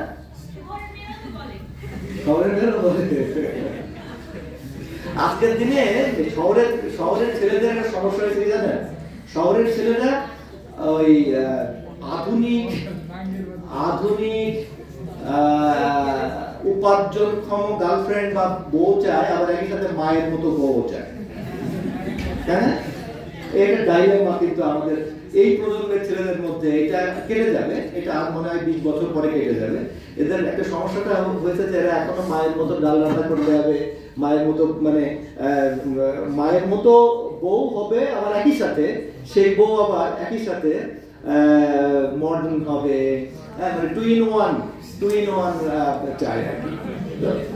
এনিওয়ে, যে কথাটা বলছিলাম যে কালচার, এই কালচারের জায়গাগুলো যত আপনি আপনার টাকাটা খরচ করতে পারবেন, উপার্জন। আমি 4 নম্বরে আছি, 4 নম্বরে আমি বলেছিলাম উপার্জনটা করতে হবে। আর হচ্ছে 5 নম্বর যে জায়গাটা, আপনাদের বয়সের মানুষের একটা খুব বড় সমস্যা আছে, সেইটাই আমার শেষ কথা। এই কথাটা বলে আমি শেষ করব। 5 নম্বর পরামর্শ হচ্ছে আপনাদের সাথে, প্রেম আসবে আপনাদের জীবনে, আসবেই, কোনো মানে এটা কোনো কাটানোর কোনো কিছু নেই। ছেলে মেয়ে বড় হলে একে অপরকে ভালোবাসবে, এটা খুব স্বাভাবিক। এটা আমাদের সময় আমরা খুব বেশি, আপনাদের ছেলে মেয়েরাও আসবে। প্রবলেমটা হলো যে প্রেম আমাদের মাঝে মধ্যে বাধা হয়ে দাঁড়ায়। ধরেন ক্লাস 9 এর একটা মেয়ে ফার্স্ট ইয়ারে পড়া একটা ছেলের সাথে প্রেম করলো। প্রেম তো মহৎ, প্রেম তো পবিত্র, এ নিয়ে তো আমাদের কোনো আপত্তি নাই। প্রেমের বিরুদ্ধে কথা বললে আমি ডেফিনেটেড, অতএব প্রেমের সপক্ষেই আমি থাকবো। আমি নিজে প্রেম করে বিয়ে করেছি, আমার পেন ফ্রেন্ড বউ আমার পাশে বসে আছে, একসময় আমার she was my pen friend. সুতরাং আমি তো আর এটা বলতে, আমার মেয়ে যখন প্রেম করলো তখনও তো আমি না করতে পারি নাই। কিন্তু আমার একটা পরামর্শ আছে আপনাদের কাছে, প্রেমটা আপনারা একটু সিলেক্টিভলি করবেন। এটা তো সিদ্ধান্ত আপনার কাছে আছে, এটা তো আপনার হাতে, এই ক্ষমতাটুকু তো আপনার। কখন করবেন, কার সাথে করবেন, কেন করবেন, এই ব্যাপারগুলো একটু মাথায় রাখবেন, চিন্তা করা। ভালো লাগা কিভাবে লাগবে? ওই যে শকুন্তলা যখন আপনারা যারা পড়েছেন, আপনার অভিজ্ঞান শকুন্তলামে আছে এরকম, রাজা দুষ্মন্ত কর্ণমণির আশ্রমে গেছেন, কর্ণের সাথে দেখা করবেন। কর্ণের তো প্রণাম করতে গেছেন উনি, ওই জঙ্গলের মধ্যে গেছে, শুনেছেন যে এই জঙ্গলে একজন ঋষি থাকে, তো তাকে প্রণাম করতে গেছেন। যে দেখে যে এই মানে ঋষির যে আশ্রমের আগে এই লতা পাতা গাছপালা বাগানের মধ্যে 3 জন রমণী, অনুসূয়া, প্রিয়ম্বদা, শকুন্তলা, 3 জন রমণী খিলখিল করছে। মেয়েরা যা করে আর কি, 3 জন বান্ধবী একসাথে থাকলে যা করে আপনারা জানেন না, তো ওরকম করছে। এটা কিন্তু তাদের কাছে খুব চমৎকার বর্ণনা আছে। আপনারা যদি মানে আমি যে কথাগুলি এখন বলছি, যখন আপনারা এই মিথ যখন করবেন না, তখন এই আজকালকার প্রেমের উপন্যাসগুলো খুব হালকা মনে হবে আপনার। কি চমৎকার বর্ণনা সেখানে। বর্ণনাতে বলা হচ্ছে যে আচ্ছা, দুষ্মন্ত এই প্রিয়ম্বদা অনুসূয়ার চাইতে শকুন্তলাকে কেন বেশি পছন্দ করলেন, এটা বলা যায় না। হ্যাঁ, কাকে যে ভালো লাগবে এটা আপনারা গ্যারান্টি দিতে পারবেন না, কিন্তু একটু গো স্লো করবেন। হ্যাঁ, এইটা আমার পরামর্শ। 5 নম্বর পরামর্শ হচ্ছে যে প্রেম আসবে, গো স্লো করবেন। তারপরেও ধরেন যদি হয়ে যায়, তাহলে তো প্রেমের অনিবার্য বিষয় যেটা আছে সেটা হলো ছ্যাঁকা বা বিরহ, এটাও ঘটবে আপনাদের জীবনে।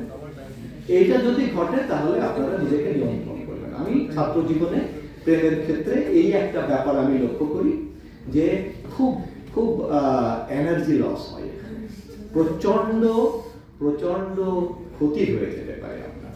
এই যে অমিত সম্ভাবনাময় জীবনটা, এই যে সমস্ত পৃথিবীর সন্তান হয়ে আপনি জন্মগ্রহণ করেছিলেন, এই যে সমস্ত পৃথিবীকে দেখবার ক্ষমতা নিয়ে আপনি জন্মগ্রহণ করেছিলেন, এই যে আপনার সামনে একটা বৃহৎ জীবন পড়ে আছে, এই বৃহৎ জীবনের পুরো আহ্বানকে আপনি একজনের জন্য অস্বীকার করে ফেললেন। খুব সম্ভব এটা কিন্তু হয়, আপনি একজনের জন্য সকল সম্ভাবনার দ্বারকে আপনি বন্ধ করে দিলেন। ওই একজনটাই যে ভালো মানুষ, আপনি কি করে গ্যারান্টি দিবেন? আপনি জানেন না ওই একজনটাই যে পরবর্তীতে আপনাকে সম্মানে রাখবে, আপনাকে মাথায় তুলে রাখবে, আপনি জানেন না। বরং যেটা ঘটতে পারে সেটা হলো যে আপনি আপনার সমস্ত সম্ভাবনাকে মাটি করে দিলেন। আর যদি প্রেমে ধরেন বিরহ আসে, এটা মেনে নিবেন। এই পঞ্চম পরামর্শই হলো আপনাদের জন্য আমার একজন অভিজ্ঞ মানুষ হিসেবে, কারণ আমি এগুলোর ভিতর দিয়ে গেছি, আমি জানি এগুলো যদি আমি নিজেকে কন্ট্রোল, আমি বিয়ে করেছিলাম 21 বছর বয়সে।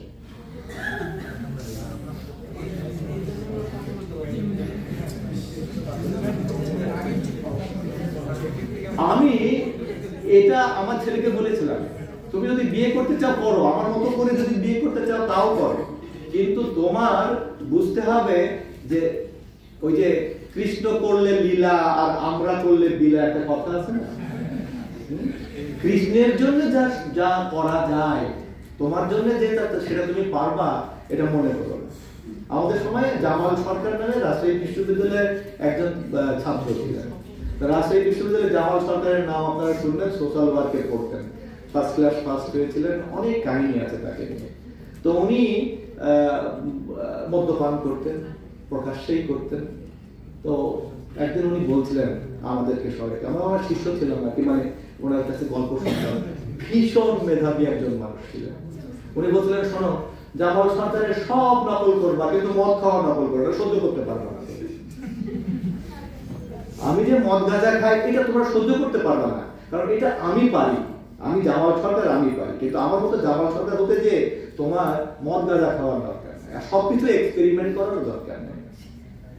এনজিন মানে এনজিন খেলে মানুষ মরে, এটাকে আপনি পরীক্ষা করে দেখবেন? বোকামি করার দরকার আছে? তো পরীক্ষিত যে এটা খেলে মানুষ মরে। সিগারেট খেলে মানুষের ক্যান্সার হয়, এটা পরীক্ষা করে দেখবেন? এটা করবেন। ঠিক আছে, তাহলে এই হলো আমার কথা। আমি মূলত যে কথাগুলি বলতে চেয়েছিলাম, এখন সামারি করি। আমি বলতে চেয়েছিলাম যে উই ক্যান, আমরা পারি। আমি যদি পারি আপনারা সবাই পারবেন, বিলিভ মি। আমি যদি পারি আপনারা সবাই পারবেন। আমি প্রথম শ্যাম্পু মেখেছিলাম বিয়ের পর, আমার জীবনে প্রথম শ্যাম্পু মেখেছি বিয়ের পর, তাও সেটা আমার বউ তার বাপের বাড়ি থেকে নিয়ে এসেছিল, এবং আমি গোসল করার সময় চুরি করে একটু মাখছি, এটা সানসিল্ক, এটা আমার জীবনের প্রথম শ্যাম্পু। আমি প্রথম ফ্যানের নিচে ঘুমিয়েছি বিয়ের পর। আমি যদি পারি আপনারা পারবেন। বলেন প্রশ্ন, এবার প্রশ্ন উত্তরের আগে আমি যদি পারি আপনারা পারবেন, এটা আমি প্রথম কথা বলতে চাই। আমি সেই মানুষ যে মানুষটা নিজে বেগুন লাগিয়েছি, নিজে সেই বেগুন বাজারে নিয়ে যে শের দরে বিক্রি করেছি। আমি যদি পারি আপনারা পারবেন, কিন্তু আপনাদেরকে কি পারবেন, কোথায় যেতে চান, সেটার জন্য একটা সেট করে ফেলতে হবে। আমার বাবা, আমি যখন ছোট ছিলাম, ক্লাস 6-এ পড়ি, তখন আমার বাবা একদিন আমাদেরকে বললেন যে শোনো, এইবার ঈদে তোমাদেরকে আমি কিছু দিতে পারবো না। আমাদের খুব মন খারাপ যে ঈদের কোনো উপহার পাবো না। আব্বা আমাদের মুখ ভাত দেখে সকালবেলা অফিসে যাওয়ার সময় বললেন, মন খারাপ করো না, তোমাদের জন্য